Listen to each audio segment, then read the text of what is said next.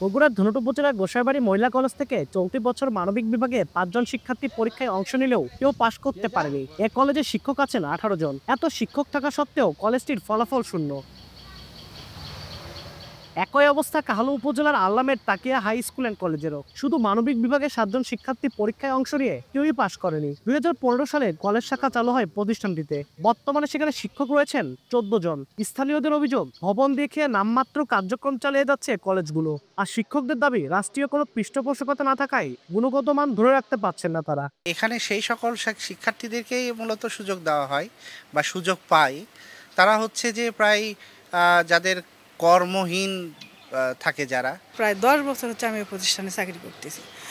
শুরুতে আমাদের প্রতিষ্ঠান অনেক ভালো ছিল, এখানে প্রায় 64 জন স্টুডেন্ট ছিল। যে শিক্ষার্থীগুলো ম্যাট্রিক পরীক্ষা দিয়েই কর্মে চলে যায়, ওরা আর লেখাপড়ায় ফিরে আসে না। আমরা এই ধরনের শিক্ষার্থীদেরকে নিয়ে আসার চেষ্টা করি শর্ত সাপেক্ষে। মানে তারা প্রথমেই শর্ত দেয় যে না, আমরা লেখাপড়া করব না, আমরা এখন কাজ করব। শিক্ষা প্রতিষ্ঠানগুলোর বিরুদ্ধে তদন্ত সাপেক্ষে ব্যবস্থা নেওয়ার আশ্বাস শিক্ষা কর্মকর্তার। কেন যে স্কুলে কলেজে আসতেছে না, লেখাপড়া মনোযোগ হইতেছে না, ক্লাসমুখী হইতেছে না, শিক্ষকরা ক্লাসমুখী পড়াইতেছে না। শিক্ষকের একটা দায়িত্ব, একটা ইথিক, একটা তাদের ব্রত যে ক্লাসে প্রাণবন্ত হয়ে পড়াবে। 1999 সালে ধুনটের গোসাইবাড়ি মহিলা কলেজ প্রতিষ্ঠিত হয়। আব্দুল আউয়াল, সময় সংবাদ, বগুড়া।